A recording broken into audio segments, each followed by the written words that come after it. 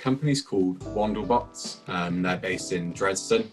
They're kind of operating in the robotics space and have about 80, 90 staff at the moment.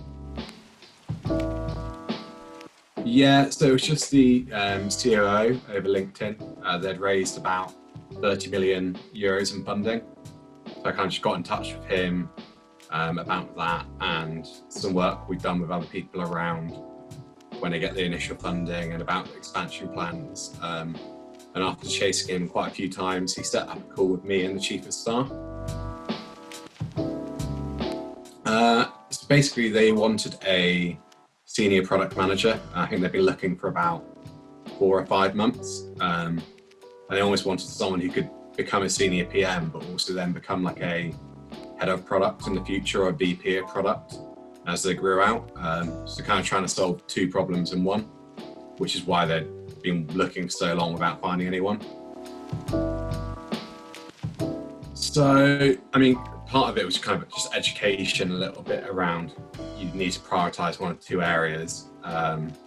And then we put like a solution around retained project for it, where it would be like a real like executive search with a really like clear pricing structure that would be capped as well for them. So if they ended up having to get someone very senior, it wouldn't cost them a lot more. And yeah, all the candidates were like pre-screened, interviewed by me before being passed on to them with their initial interview notes.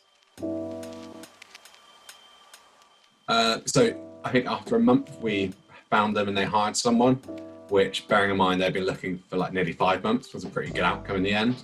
They found someone who actually is going to step into like a director, like VP role rather than just a junior position. So kind of sets them up quite well for the future.